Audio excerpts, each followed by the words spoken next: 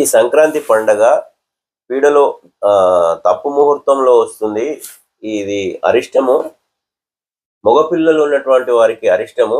కనుక ఒక 5గురిని డబ్బులు అడుక్కొని గాజులు గనుక వేసుకున్నట్లయితే పరిహారం అవుతుంది. ఆ పిల్లలకు, ఆ కొడుకులకి ఆరోగ్యం బాగుంటుంది. లేకపోతే ఏదో ఒకటి అవుతుంది అని చెప్పేసి ప్రచారం అవుతుంది. అట్లాంటిది ఏం లేదు. ఎవరిని అడుక్కోవాల్సిన అవసరం లేదు. మీరు పండుగ కోసం గాజులు కొనుక్కోండి తప్ప ఇవన్నీ అబద్ధాలు. ఎట్లాంటి దోషం లేదు. సంక్రాంతి కరెక్ట్ టైంకే వస్తుంది. దక్షిణాయనం పోయి ఉత్తరాయణం వచ్చే టైంకే వస్తుంది. సూర్యుడు మకర రాశిలో ప్రవేశించేటప్పుడే వస్తుంది కనుక ఎట్లాంటి దోషాలు లేవు. ఈ కొత్త కొత్త సిద్ధాంతులను మాటలు నమ్మకండి. మీరు మీ పండుగను శుభ్రంగా చేసుకోండి.